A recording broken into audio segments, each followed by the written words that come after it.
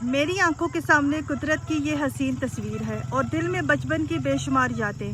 वो दिन जब भी उन्हीं गलियों में दौड़ती थी, दरख्तों के नीचे खेलती थी और शाम ढलते ही हंसते हुए घर लौटती थी। वो मासूमियत, वो बेफिक्री, वो लम्हे, काश वक्त रुक जाए और मैं फिर से वही छोटी सी लड़की बन जाऊं। हर बात पर खुश हो जाती थी। ये सब मुझे बचपन की खुशबू दे रहे हैं और दिल एक ही बात पर कहता है, काश मैं दोबारा छोटी हो जाऊं ताकि हर खुशी इतनी ही आसान और हर लम्हा इतना ही कीमती हो जितना तब हुआ करता था। नीचे वादी में बिखरे घर दूर दूर तक फैले हैं, हरे भरे दरख्त और पहाड़ों के पीछे छुपता हुआ सूरज। हर मंजिल जैसे एक खूबसूरत तस्वीर का हिस्सा हो।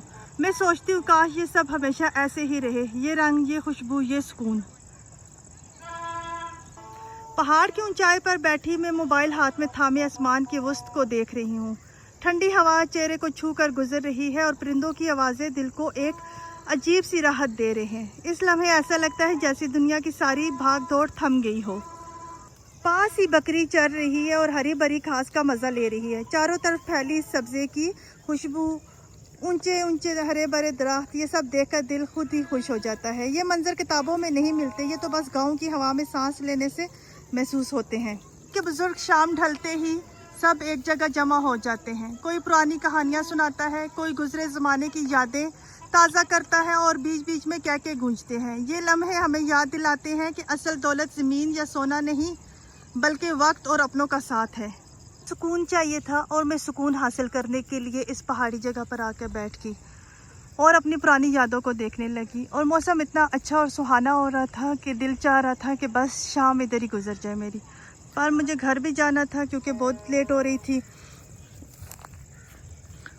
क्योंकि अंधेरे में इस पहाड़ी इलाके में चलना बहुत मुश्किल था। मैं आपके लिए इतनी अच्छी अच्छी वीडियो लेकर आती हूँ, आप लोग इसे प्लीज़ फुल वॉच किया करें, लाइक किया करें, सब्सक्राइब किया करें और बेल आइकन को लाजमी प्रेस किया करें। ये लो ये लो।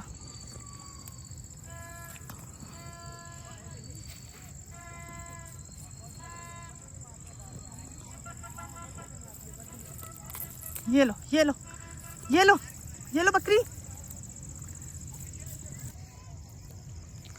आपको ये हसीन नज़ारे कैसे लगते हैं?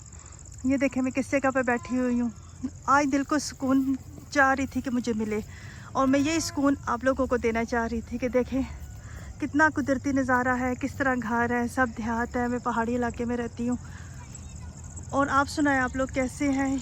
ये अभी मगरिब की अज़ानें होने वाली हैं तो मैंने सोचा चलें अभी आपके साथ वीडियो शेयर कर लेती हूँ। नहीं नहीं नहीं नहीं नहीं,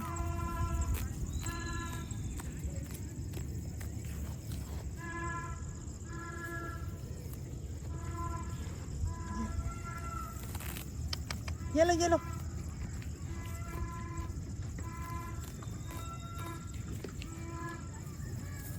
ये लो।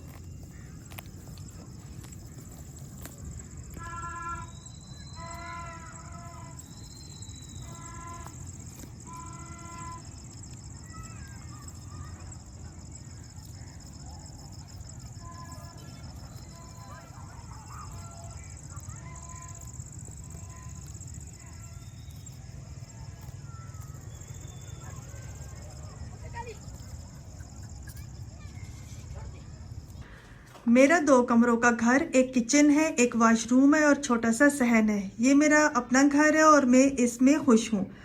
हर किसी को हक है कि वो अपनी ज़िंदगी को अपने अंदाज से जिए और अपनी खुशियों को एंजॉय करे, चाहे घर छोटा हो या बड़ा। मैं अपने चैनल पर हकीकत दिखाती हूँ, जैसा है वैसा ही पेश करती हूँ। ना मैं बड़े बड़े दावे करती हूँ और ना ही मैं फेक लाइफ दिखाती हूँ, बल्कि असल ज़िंदगी शेयर करती हूँ। अगर किसी को मेरी वीडियोस या मेरे घर की हकीकत देखकर बुरा लगता है या वो हमारी सादगी का मजाक उड़ाते हैं तो वो मेरा चैनल ना देखें। किसी को ज़बरदस्ती नहीं है कि वो आकर मनफी बात करे। याद रखें, छोटे घरों में रहने वाले अक्सर बड़े दिल वाले होते हैं। मैं हूँ किरण नाज और आप देख रहे हैं डीके नाज चैनल। मैंने अभी YouTube पर मेहनत शुरू की है और इस वक्त मेरे सिर्फ 2500 सब्सक्राइबर हैं, लेकिन मैं पुरअज़म हूँ कि मेहनत जारी रखूँगी। हैरत की बात यह है कि ये मेहनत भी कुछ लोगों से बर्दाश्त नहीं हो रही। अगर किसी में भी हिम्मत और सलाहियत है तो वो भी आकर ये सब करके दिखाएं। तो बस अपने घर के काम, अपनी रोज़मर्रा की मसरूफियात और अपनी सादा सी ज़िंदगी शेयर कर रही हूँ। मेरा घर छोटा ज़रूर है मगर मेरा दिल और इरादे बड़े हैं। मैं अपनी असल ज़िंदगी दिखाती हूँ, ना किसी चीज़ का दिखावा करती हूँ और ना ही झूठ बोलती हूँ। अगर मेरी सादगी और मेरी मेहनत किसी को पसंद नहीं आती तो बेहतर है कि वो मेरा चैनल ना देखें। मैं हर हाल में आगे बढ़ूंगी और अपनी हकीकत के साथ दुनिया को दिखाऊंगी कि खुशी का ताल्लुक घर के साइज से नहीं बल्कि दिल के सुकून से होता है।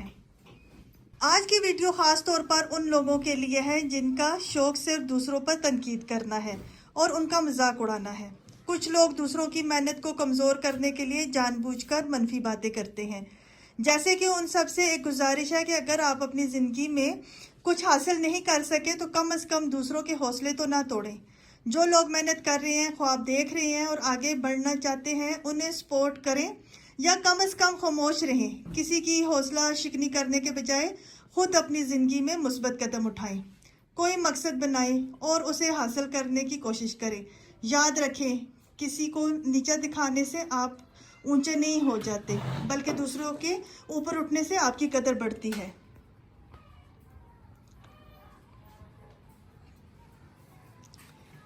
ਉਹ ਇੱਕ ਕੁੜੀ ਹੈ ਨਾ, ਉਸ ਜੋ ਵੀਡੀਓ ਬਣਾਈ ਹੈ ਨਾ, ਉਸ ਬੇਟੇ ਤੇ ਮਾਰ ਛੁੜੀਏ ਭਾਰੀ, ਤੇ ਫਿਰ ਉਹਨੂੰ ਨਾ ਸਾਰੇ ਕਮੈਂਟਸ ਕੀਤੇ ਨੇ ਨਾ ਕਿ ਭਾਰੀ ਤੂੰ ਕਿਉਂ ਬੇਟੇ ਤੇ ਮਾਰੀਏ।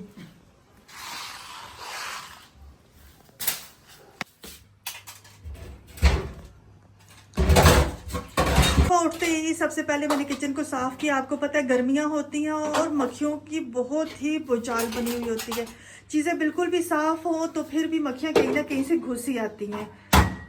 तो किचन को साफ़ करने के बाद मैंने बाहर का झाड़ू लगाया और अभी मैंने बर्तन समेटने शुरू कर दिए हैं ताकि जल्दी जल्दी काम निपट जाए। ये देखिए, कल दानिश ने कोई इंक फेंकी थी तो ये सारे काले काले दाग से पड़ गए। अभी मैंने सोचा चल इसे भी साफ़ कर लूँ, शायद इसकी वजह से मक्खियाँ आ रही हैं। ये देखिए,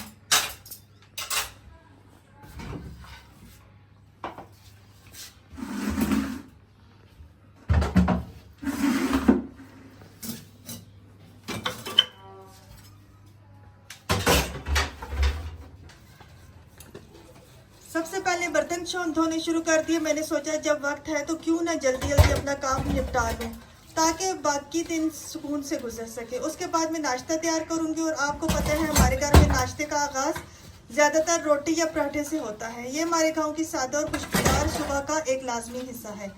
यहाँ मैं ख़ास तौर पर अपनी उन बहनों से कहना चाहूँगी कि जो सुबह उठकर नाश्ता नहीं करती कि ऐसा ना करें कि दिन का आगाज़ एक अच्छी और सेहतमंद खुराक से करना बहुत ज़रूरी है, क्योंकि यही आपको सारा दिन तवानाई देती हैं।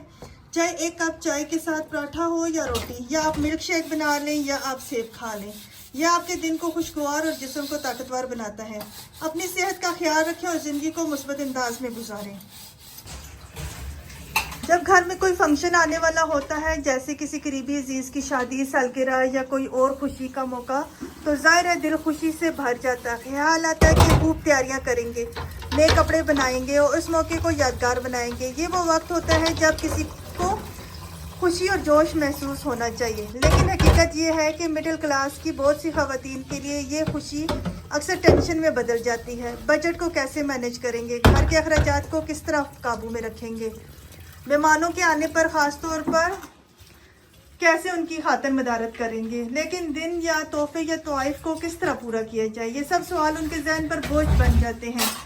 इसके नतीजे में ये निकलता है कि जिस तकरीब का अंदाज खुशी से होना चाहिए था वो अधूरी खुशी में बदल जाती है, बजाय उसके कि हम पूरे दिन से इस लम्हे को एंजॉय करें। हम हिसाब किताब और अखराजात और इंतज़ामात की फ़िक्र में उलझ कर परेशान हो जाते हैं। यही वजह है कि अपनी ज़िंदगी में खुशियों को जीने के लिए थोड़ा आसान और सादा सोचना सीखना ज़रूरी है। मुझे समझ नहीं आती कि मैं इस चूल्हे का क्या करूं। जब भी मैं कोई चीज़ इसके ऊपर रखती हूं तो देश की टेढ़ी हो जाती है और समझ ही नहीं आती। और देखिए चूल्हा कितना ख़राब हो जाता है। हालांकि इसे रोज़ धोती हूँ, अगर रोज़ ना धोऊं तो ये देखिए कितना ख़राब हो जाए।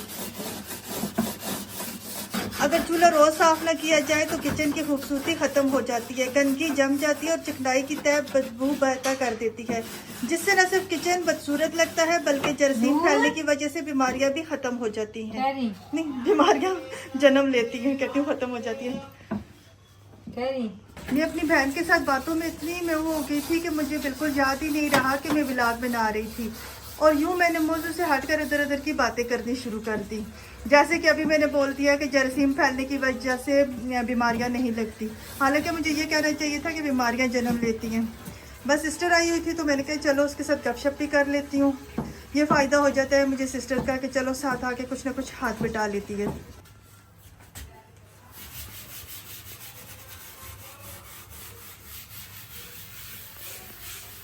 करना तो बहुत आसान है, लेकिन ज़रा ये भी सोचें कि मैं अपनी रोज़मर्रा की ज़िंदगी कितनी मेहनत से गुजारती हूँ।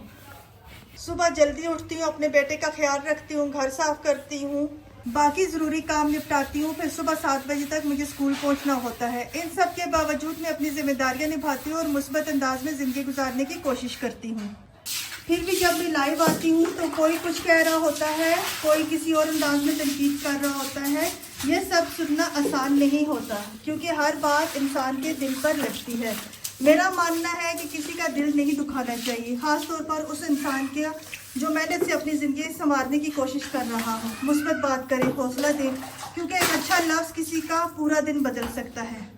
ये देखिए मेरे वाशरूम का भी दरवाज़ा टूटा हुआ है, और बाहर आपको पता है स्टूडियो का काम हो रहा है, तो बाहर से चल के अंदर आओ तो सारी रेत वाशरूम में आती है, कमरों में जाती है, इसलिए चप्पल को हम लोग बाहर उतार देते हैं, पर वाशरूम में वही वाली चप्पल पहन कर जाते हैं। मैं सोच रही थी कि अब मैं वाशरूम के लिए भी कोई चप्पल ला कर रखूँ। मैं आप सबसे सिर्फ इतना कहना चाहती हूँ कि एक दूसरे के लिए हमेशा अच्छी बात करें, क्योंकि एक मुस्बत लफ्ज़ किसी के दिल में उम्मीद जगा सकता है। मुझे आपसे हौसले की ज़रूरत है ताकि मैं मज़ीद बेहतर काम कर सकूँ और अपनी मेहनत जारी रखूँ। आपके साथ मैं एक ताकतवर टीम बनाना चाहती हूँ, और मैं चाहती हूँ कि हम सब मिलकर एक सफ़र को खूबसूरत बनाएं। तो चलें मैं अब वीडियो का दी एंड करती हूँ, तो नेक्स्ट वीडियो के लिए कल हाज़िर होंगी। अल्लाह हाफ़िज़।